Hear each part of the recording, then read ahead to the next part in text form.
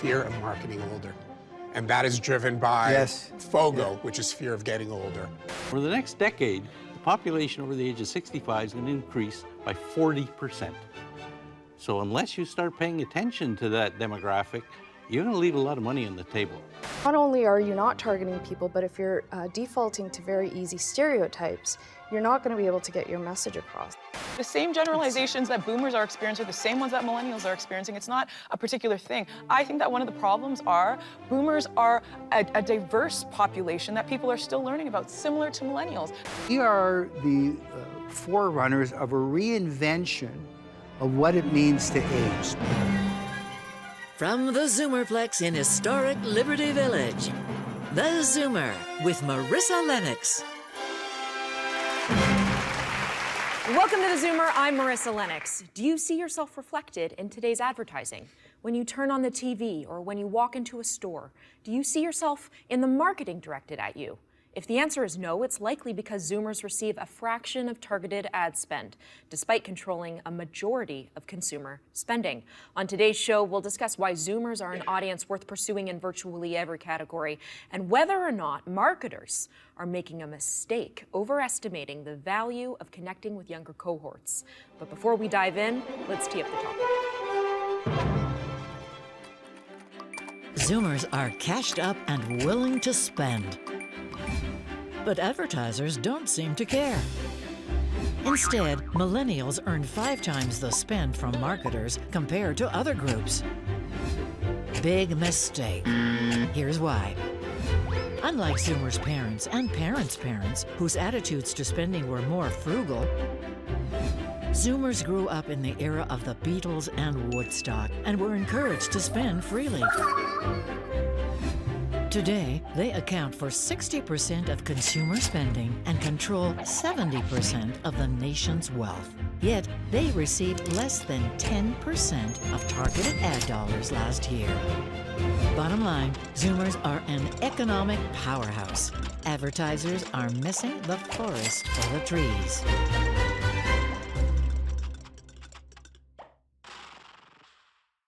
So David, I want to spend a bit of time understanding who the boomer, Zoomer, consumer is. And maybe, you can paint a picture for us through the lens of how do boomers behave differently from, say, their parents and their grandparents at the age of, say, 50, 60, 70. The difference is that the things that used to happen at certain ages are now happening later and later. And the expected behavior, the stereotypical, when you're this age, this is what's going to happen, has been blown up by the baby boomer generation. And the most remarkable evidence of that is that they're not retiring at 65. So in the past, when the boomers were in their 20s, their grandparents at 65, it made no sense for Don Draper to advertise to their grandparents because their grandparents were literally going to be dead in 10 years or less. All their brand choices, all their spending patterns were well locked in and they weren't going to be around much longer. Today, a 65-year-old in Canada who has decent health is 50-50 to make it into his or her 90s, and the fastest growing age group in percentage terms, centenarians. Right. So then how do millennials and boomers compare? Say when boomers were young, did they behave differently than, say, millennials are today, Jeff? I think things have changed so much, particularly with social media and internet, which we never had when I was growing up as a millennial. So things are much more instant gratification in the moment. Things like appearance is way more important for millennials than it was for back in the day when I was that age, because you didn't have selfies and things to take. So very different in terms of the way people look at things. But let's talk about the elephant in the room, and that is money. I mean, when you were 20, David, how much money did you have, right? Well, it isn't only the money. It's when I was in my 20s, and I'm a baby boomer, obviously, you were leaving your parents' home, you were getting married, you were having kids, you had your first home, and you could actually afford to buy a house with the wages of that time and the prices of that time. Millennials did definitely get a raw deal there. So what's happening is the millennials do not have the same economic firepower that the baby boomers had at that age. And the mismatch is that the marketers look at the age and say, at that age, this is what's supposed to happen, this is what they're supposed to spend. It's happening 10 years later, 15 years, so there's a misalignment between what they think is going to happen at that age and what's really possible at that age. What do you think? I definitely agree that people are putting a huge focus on marketing to millennials, but I think a big component of that as well is because they see the potential in the generation. I think the biggest misconception, there's usually this kind of one-dimensional perspective on the millennial generation. Millennials make up 2 decades. So I think not only did we emerge in a time where technology was literally what we know and what we grew into, but I think that we are also opening up new ways for people to buy, for people to see. We are all about experiences. We are all about consuming things differently. And we're not afraid to say that I'm not going to be loyal to this brand unless they are taking a stand and they are going to actually accommodate some of the things that we really care about. I want to add that marketing has changed. Clients that come to me, I'm not targeting a segment in the same way that I used to in the past. I'm looking for consumer need states. So what is the need that this brand is filling? What does that look like? What does the consumer think, feel, do? And that's how I'm targeting them. So I would say even boomers are buying loyalty programs for experiences, not rewards. So it's not just millennials that are interested in experiences. And that's where I think there's a fault where we kind of paint big paintbrush and go, there's one attribute, and that's the attribute that we're targeting on. People are more diverse. You know, someone might be a mother, but she's also a runner, and she's also you know, a craftsperson or doing other things. You're not defined by your age alone. Some of the research we did, we asked marketers, this is US data, what percentage of consumer spending they thought was split amongst millennials, Gen X, and boomers. The numbers that we saw, US data, so boomers were largely ignored, and marketers believe that millennials account for 39% of all consumer spending. They only account for 18% of all consumer spending. So one of the big reasons why boomers, the Zoomers, active ages are ignored, because marketers, business people don't understand where the money is, and that's like a basic business. And it's not just about spending money against this age cohort. It's also about how we're representing as marketers this age demographic. So if you choose to be lazy as a marketer, for lack of a better term, and portray them as weak, frail, incompetent, you're gonna turn people off, right? So not only are you not targeting people, but if you're defaulting to very easy stereotypes, you're not going to be able to get your message across. This demographic is vital, has a great sense of humor, a little mischievous at times. That's all very relevant to this demographic. And when our advertisers choose to portray them in this light, this is when people start receiving the message better. And it is affecting their bottom line, and we will talk about that. So when we come back, why Zoomers are getting ignored, that's next. I look at beer, where boomers buy more beer than any other age group. Good luck finding a single baby boomer in any beer commercial. It's the same. Millennials.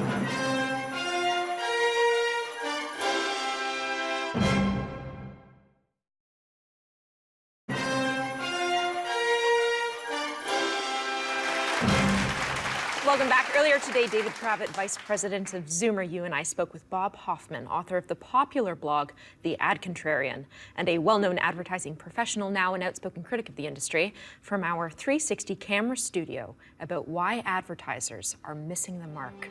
Here's a clip from that interview. If the advertising agency business and certainly the marketing departments are run on the dollar, it almost flies in the face of reason that they would leave this kind of money on the table year after year. It does. It makes no sense. And there is such prejudice built into the system. It's hardwired that you have to advertise toward young people. And it doesn't matter what the data is. It doesn't matter what the facts are. In fact, I was talking to a very high up person in the television industry in the US, and he would go around to marketers and he would show them the data. He would show them the facts. And I'm sure you've had the same experience. Yes. Probably. Here's what it is. And they would sit there and they'd go, yep, that's right. You're right. You're absolutely right. And then they would do nothing.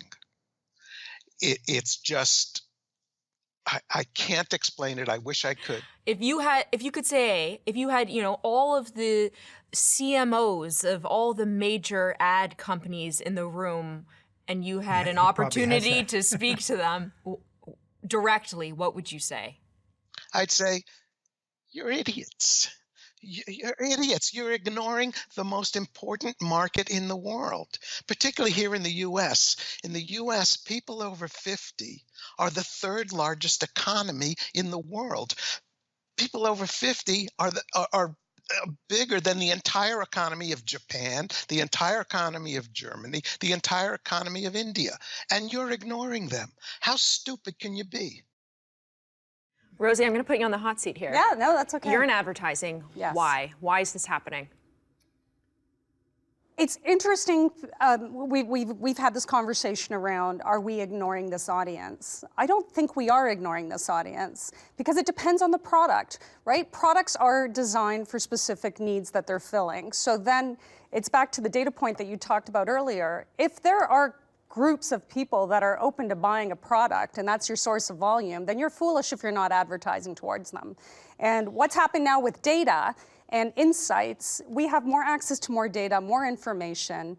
We look at behavior. I target based on digital. I'm not targeting based on an age group. I am targeting on behaviors, sites people visit, the things that they do they fit the profile of the consumer I'm trying to target? That's what I'm doing. I'm not targeting millennials or boomers or whatever audience it might be. With respect, that may be true within your ad agency, but by the time it gets to the media buying company that puts out specs to which radio station are we going to buy, which TV station are we going to buy, our audience may not know this, but we're getting RFPs all the time, and they're strictly by age group. And they want to say, I want to see your station's numbers based on 18 to 34, 25 to 49. There's a targeted age group, millions and millions and millions of dollars of media purchases, regardless of what you're doing strategically. By the time it gets to a media buy, here's my money, run my commercials, it's strictly by age. But you so is there an obsolete structure You want to there? know why? It's because most marketers look at income levels. Right. And income levels for somebody in that age demographic, you can't look at income levels. You have to look at savings. You have to look at home wealth. Right. You know, this demographic has over $1 trillion in home equity locked up in their homes that they could have access to. So there's huge spending power. But if marketers are just looking at incomes, I want to target people who are making, you know, household income over 100K. This demographic is going to fall out of that. So you're saying that as well, right? You're saying that advertisers don't get that boomers have the wealth? You heard it earlier. You tell them the stats, and they're still not getting And it. I've got a theory as to why that is, and Bob Hoffman can get it. There's two pieces. One, I call it FOMO, not fear of missing out. It's fear of marketing older. And that is driven by FOGO, which is fear of getting older, which people fear getting older more than they do of dying. So people look at old age, getting older, as a battle. And it's like, I don't want to go to the doctor because I'm worried they're going to find something that's wrong. It's like, as marketers, I don't even want to think about marketing to older people because intrinsically I worry about that. I don't even want to go there. Rosie, you dispute the fact that, that advertisers aren't targeting boomers. But Vivian, do you see yourself reflected in ads? I am seeing a recognition and an improvement on that. I was just thinking about the advertisers. Let's say for L'Oreal, you have Helen Mirren. You have May Musk, who is a mother of Elon Musk. She is a beautiful woman, and I don't know her age, tall, statuesque, white hair, and so on. But there's still a bit of a stereotype there. They're beautiful women, right? Are they truly reflecting what consumers look like as you're aging? But you haven't explained to me why advertisers aren't targeting this demographic. I mean, I've heard because they don't think that they own the wealth. I mean, my impression of it is that the boomer demographic is in fact just too large and too diverse, and advertisers don't even know where to start. And that's where what I'm saying is I would never do it because it's a heterogeneous audience. Why would I paint them with a token brush that I'm targeting boomers, so I'm hitting you? When all is said and done, the money flows. And the money is flowing based on age and it is not reflective of where the spending power is. That's just a fact of life. That's the money that ad agencies and media buying companies are dispensing on behalf of their clients, and they're buying age. By the time the media requests come into this building here saying, here's your radio station, give me a quote, here's your TV station, give me a quote, it's 100% based on age. But how much is your media kit to that media agency about age? Right? That's also how the media platforms and channels are marketing themselves as much. That's what they're looking for. But we promote Zoomers here as Canada's most powerful audience. Right. And we are making headway. I think we are making it to Vivian's point. But another issue too is, do you see yourself, and we've run numerous focus groups, do you see yourself when you look at the commercials, do they even know that you exist? I personally, this is me, I look at beer where boomers buy more beer than any other age group. Good luck finding a single baby boomer in any beer commercial. It's the same. Millennials, a decade after decade, nothing's changed. Their cars, basically, with few exceptions, nothing's changed. Okay, when we come back, the one industry you think would be the most youth obsessed might actually be getting it right. We'll tell you who. That's next. We're going to talk about things like the beauty industry or the film industry. We really need to talk about the fact that we are now at a time where we are demanding more than it just being about ageism and about different generations.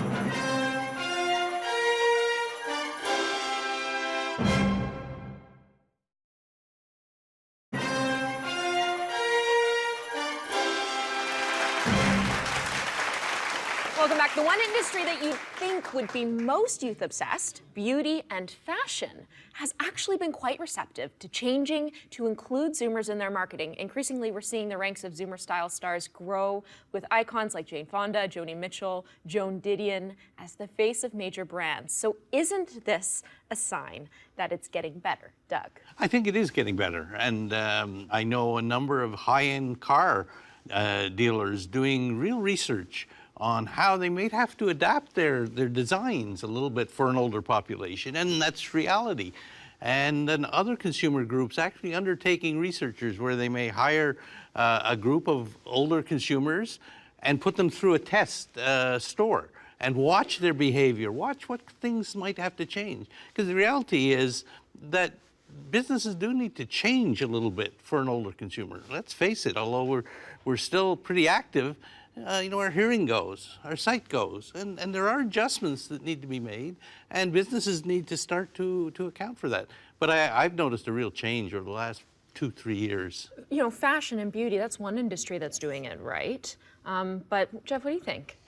I want to talk about the fast food business, if I could, for a second, and McDonald's. So we've come up with the dirty dozen myths of aging, which we think these are the myths, the stereotypes, stigmas that are out there, primarily in society, but marketers, most of them are young, and they see this. So I think we are starting to see more advertising marketing towards boomers, Zoomers, active agers. But then you get kind of the content and the myths come into play. So I looked at the latest McDonald's ad, which kind of looks at two myths. One is that it's an older couple who are meeting at McDonald's, and they're using they're single, and they're using technology, whatever dating app, to meet for the first time. And it's like, great, these people are engaged. This is who we're talking about. And then it immediately goes to, and save 20% off your coffee. I'm sorry, people are not going to McDonald's to save 20, if a cup of coffee is $1, you're gonna go have your date for the first time at McDonald's because I'm a senior, I don't have any money, so 20 cents is meaning a lot to me. No, I think the first part was great. It's like these older engaged people who are using technology to get together. McDonald's is a great place to have that first date, but not because you need a senior's discount. That's just, it makes no sense to me. I think they're getting it right when it comes to fashion.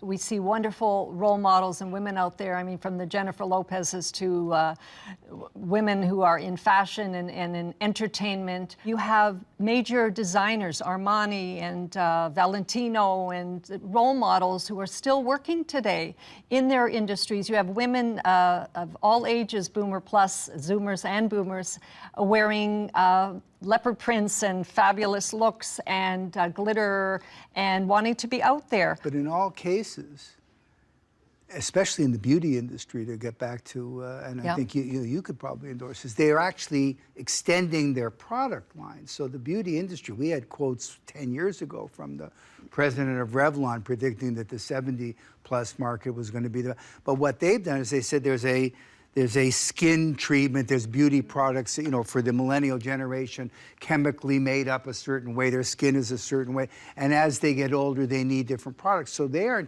not just grafting Diane Keaton onto a product that existed for a younger demo, they're extending the products to accommodate that. The real problem that's remaining is when the product doesn't change, to use your McDonald's example, but the reason to buy that product is so grotesquely badly communicated, and we know why. Let's cut through. We know why. It's because the creative people that did the ad haven't got a clue about the generation that they're trying to communicate. Well, I want to jump in because I think that, and again, I completely agree with what you're saying in regard to, I think we are doing a bit of generalization. I think in the beauty industry, it's not only a challenge in regard to marketing to different demographics. I think that diversity is something that is now demanded, and in regard to this conversation about diversity, integrating multiple ages, integrating multiple people from different generations that are not a particular type, going on Netflix and seeing more movies that are catered to, you know, mothers, to grandparents, that have leading female or male roles, you know, I don't think that that's just about boomer versus millennial. I think that that's basically about how marketing has had to change in regard to the demands that we're requiring. When you look at the beauty industry, for example, Fenty is now a line that is probably one of the biggest in the world. It's Rihanna's. And that isn't just about ageism, it's about the fact that for decades, women could not find shades in their skin tone. It isn't just people that look like me, it's people that look like you. There are certain limitations to that. So I think that if we're gonna talk about things like the beauty industry or the film industry, we really need to talk about the fact that we are now at a time where we are demanding more than it just being about ageism and about different generations. We are in a time when we are talking about diversity and we're talking about how to do it. And I mean, as marketers, you're not doing your job if you're not looking at what's happening in culture. And what is that impact of culture on the work that you need to be doing, and how can you resonate, and where your audience is? Let me just introduce one other thought here. Everybody in this room is dealing with one interesting fact that unites us all, rich and poor, is that we are the forerunners of a reinvention of what it means to age. So on the one hand, you're getting chronologically older, but you're also more active. You're also traveling more. You're looking at I don't want to go to Georgian Bay and look at the waves in an Adirondack chair all day and get the early bird buffet. I want to climb Machu Picchu, and when I get there, there's 7 buses. We call it rewirement, not okay. retirement. Rewirement. So there's a common thread, and everybody in this room, in your own way, whether you're going back to work or not, you know someone who is. This is the first time we've ever had in our country parent and child both receiving Canada pension. Parent, child, and maybe even you know? There could be 3 generations receiving CPP at the big, same time. sweeping cultural changes that affect the entire generation, even Right, with but not just boomers. Society as a whole, this we have generation. factors that are influencing us. But when I talk to brand managers and when I talk to creatives in ad agencies, having come from that world, there's very little, there's still a stereotype of when you reach this certain age, it means certain things. That's what it means, and leave me alone.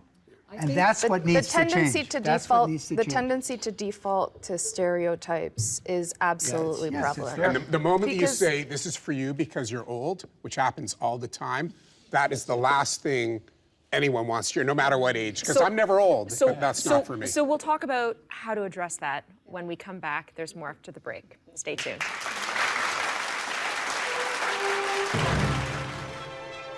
It makes complete sense to have a massive program aimed at millennials. There's 10 million of them in Canada. Why would you ignore them? We're talking about balance.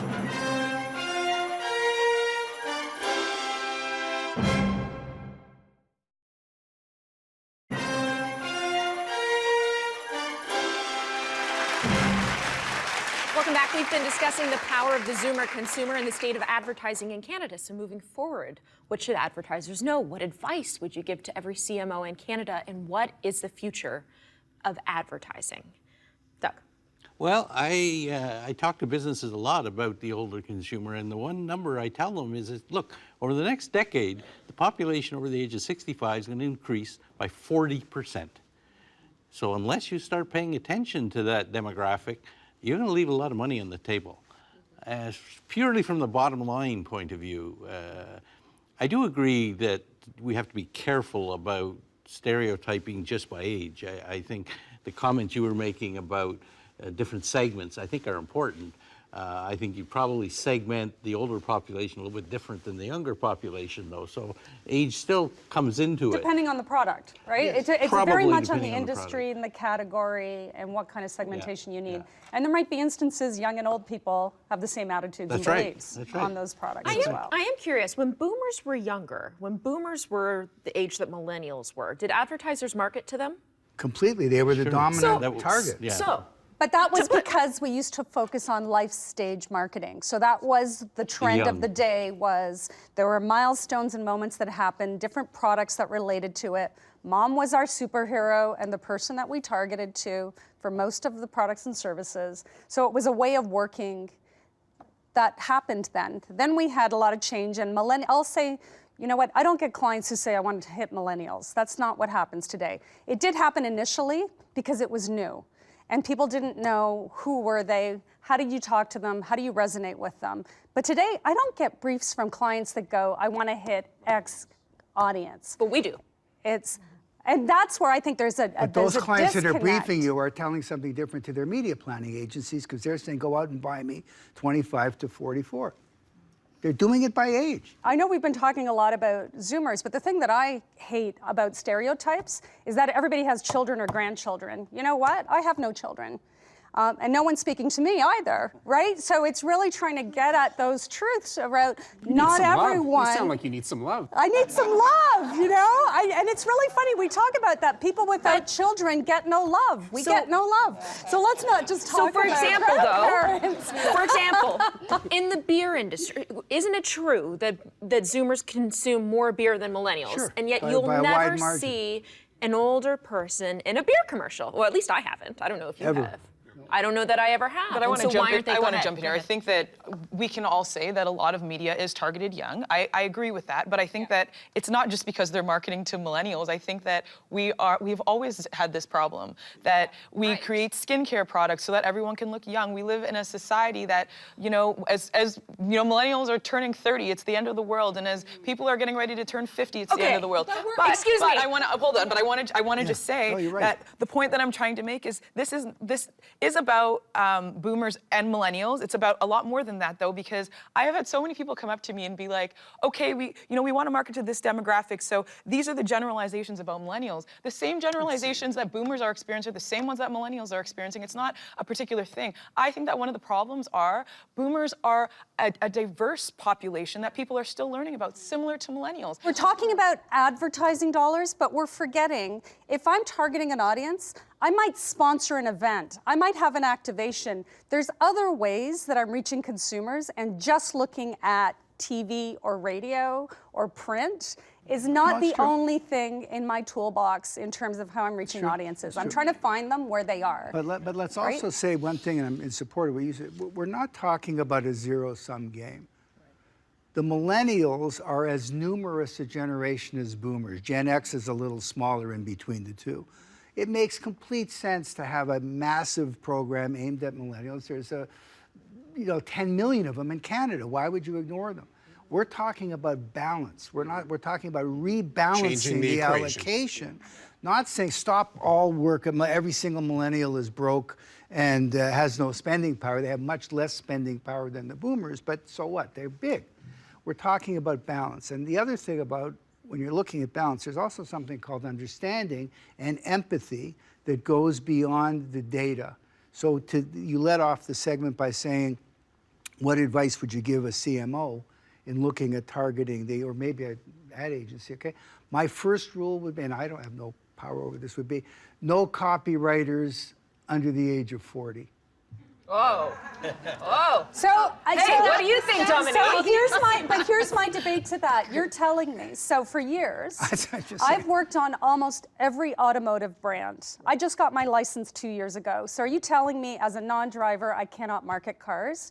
It doesn't matter. My job was to understand who the consumer was, what motivates them, how important this purchasing decision is to them, where do I need to show up? That's the due diligence that I think is missing that we're talking But when about. I see an entire industry dominated, where all the creative work is coming out of young people and younger people, and I see miss after miss after miss after miss, then I begin to say, you know what?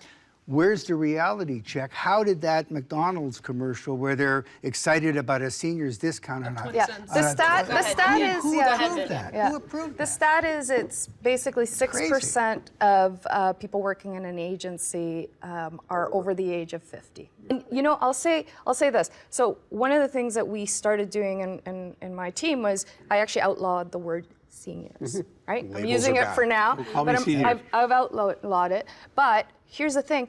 Do millennials like being called millennials? They don't, right? It's all about labeling, generalizations, and again, it is going back to empathizing and making sure, regardless of age, that we're putting ourselves in the customer's shoes so that we can best speak to them and we can best reflect them. All right, well, when we come back, we'll take questions from the audience. That's next.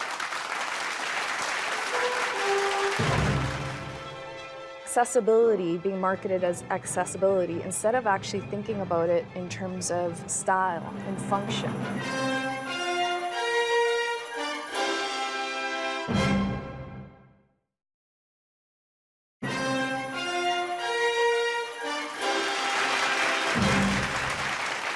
Welcome back. It's that time in the show when we take questions from the audience. So, hello. What is your name and what's your question? My name's Patrick Olive. My question is, why don't we go back to the real basics of housing and commercial development and look at the planners? I was driving around, I couldn't find a senior citizen or, because I have to have a hip replacement, a disability spot, because they don't have enough right now. It's changing dramatically. So we have to change that in commercial and in residential. Being a developer at one point, why don't we offer a seniors package? These new condos, is there a seniors package when you walk in? No. Is there an upgrade of glass balconies and whatever? Yes. Anything that's, aesthetic or whatever, but no seniors package. That's right. I wouldn't even say seniors package. I mean, one of the biggest growth areas is going to be people with disabilities in the next number of years. And so what are brands doing to accommodate the differences that are going to be happening? So I think it's not just seniors, it's in general people with disabilities, and that we know is going to be a segment that's going to continue to grow. I think in every area of life, we're not prepared to meet the needs of an aging, Well, of an aging population. 93% of people prefer to age at home, right? So there are going to be things that have to be done to our homes to better enable that.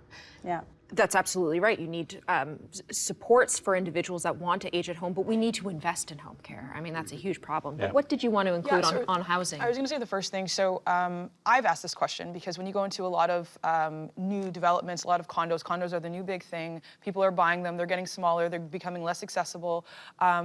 The challenge in that is that developers are seeing a priority on quantity versus the actual value of individual units. And when you look at even accessibility units, they are being built, but there are certain things inside of them that they still have to create in a particular manner that will allow the unit to be sold to someone else. So I agree. I think that all condominiums should be built accessibly. I think that they should be built so that as we are aging, this is factored in. However, unfortunately, we're in a time right now where developers are not yet fully seeing the value in that. And I think one of the overall questions that I would say is, what is the way that demographics who are not being marketed to, that are not being accommodated, actually create a statement and create change? Is it that they stop buying from these, these builders or developers that are not building for them? Is it that they stop buying from brands who are not actually creating products for them? I think housing is like a priority and a great example of that. But it's a lot easier though to refrain from buying a lipstick than it is from getting a house. I completely agree. Accessibility being marketed as accessibility instead of actually thinking about about it in terms of style and function,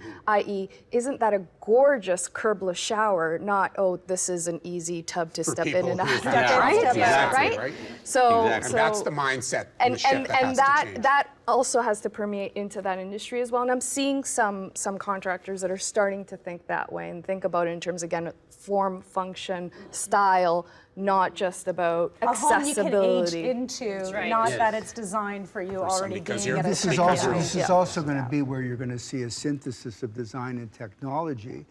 There are ETFs now, there are hedge funds now investing in aging in place technology, that they are seeing just the technology monitoring systems, mobility systems, and they're putting millions of dollars into these new the money's companies. Yeah, So the that Internet of aging in Things, place is voice, going to be a tech yeah. play, not just a Oh, yeah. altruistic play, All if right. you will. All right. Well, when we come back, final thoughts from our panelists. That's next.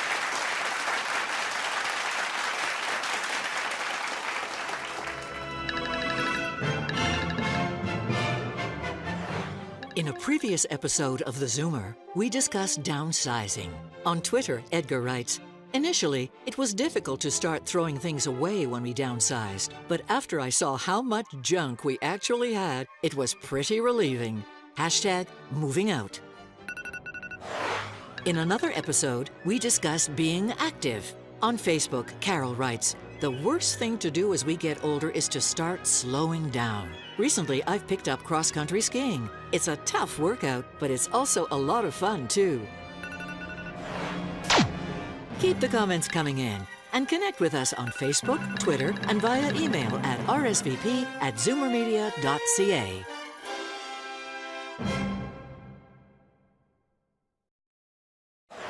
Don't forget, for free tickets to the show, go to www.universe.com and search Zoomer Media and log on to www.thezoomertv.com for full episodes and more. Welcome back. We'll hear final thoughts from our panelists. Now, starting to my left, David. I think the challenge for marketers is that when you look at the baby boomer generation, for the first time, we're seeing two forces that are out of sync. When I was in my 20s, the expectation for what was supposed to happen to you when you were in your 20s was happening to me. In my 30s, in my 40s, everybody in the room. Now, for the first time, it's out of sync because we're getting older, we're starting to encounter, maybe health problems or challenges, and yet we're finding it easier to be empowered. We're going to live longer. We're going to live longer better. And it's this clash of the expectations of an age and kind of, I'm not like that anymore of that age. And it's that clash of those two forces that I think is the number one problem that the marketing industry has not solved. We're seeing some improvement. They're getting there, but there's a long way to go. Mm-hmm.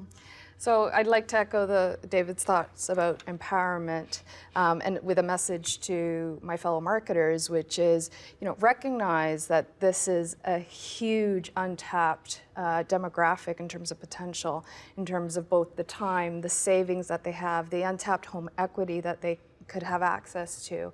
And then a message to our audience is maybe learn something from the millennial generation, which are very active in making their voices heard. So vote with your wallets, vote with your feet in terms of who you go and visit and what you use. Make sure that marketers and advertisers know that you support the advertisers and marketers who are representing you in the way that you feel is the right way. And that's how you create shifts in the marketplace. Certainly, we heard about a lot of the challenges and the numbers you can squabble with. But I've noticed over the last number of years, there are changes about. Businesses are starting to realize they've got to change. Slow, perhaps, slower than many of us would like, but in a positive direction. And I think people are starting to realize that, the retirement is different today, as you made. The longevity economy, I like to think about, needs to focus on. And I think one of the things I'd suggest to businesses that perhaps they need to do is provide some training to their staff, often very young staff, perhaps in real estate and in marketing, about the new longevity economy and what it means. It's different. And I'm not sure they understand that, and perhaps some training and education might help move things along. And I actually think this is an exciting time. It's an industry that's ripe for disruption. And there's a lot of unmet needs, clearly, that consumers are talking about. But I love what you said. It is on consumers to vote with their pocketbooks and voice their concerns. And if their needs aren't being met, how do they bring that to the forefront instead of just accepting what's happening with them in society? And they are on social media, and they are using technology. So that misnomer of that they're not digital is incorrect as well. Marketers are making some progress. I see all the time that things are equalizing a little bit more now for the various generations, and the millennials and the Generation X's and the Zoomer and Boomer generation. They're getting out there more in directing their attention to the advertising dollars. My mother is 94 and she's on the computer. So if that tells you that, and she has lessons, so they have to realize that that's what they're doing today. They're totally out there with it, and we are, as a generation of Zoomers and Boomers, and that should be recognized and taken seriously. Ageism is something society, a huge challenge for us, way beyond marketing. But for marketing specifically, it's really getting over those stereotypes and stigmas. And for me, I'd love to see us start with some taboo types of categories. Sexual health. Like, let's get into the times. People are having sex as they're getting older, and sexual health is a big issue. And then you look at one category, we rarely have large new categories that come on. Cannabis, right? Think about the needs that people have as they get older, beyond just getting high, although a lot of people, myself included, still like to get recreational. But there's all the aches and I probably shouldn't have said that. All the aches and pains, anxiety, sleep. It's legal. And where you look at where the efforts are, that is the largest market that is being missed. And I'd love to see some marketing efforts against that, breaking some of those stigmas and myths. I think that we're in an exciting time. I think that the actual fact that we're sitting around this table and having this conversation is incredible. And I think that we have an opportunity to not only look at, aging populations that have needs that we have not yet met, but also to look at the challenges within our industries that are helping us reinforce problems that are not allowing us to cater to people over the age of 60, 65, 70, and also to all of the things that we think we know about people under the age of 30. I think that if we shatter our concept of what we think we know about different, demographics, and we redefine that with an understanding of unique qualities for each demographic, I think that we can move forward. All right, well, a big thank you to my panelists. Thank you all for being here. To the audience in studio and at home, thank you for being with us. We'll see you soon. For now, it's time to zoom out.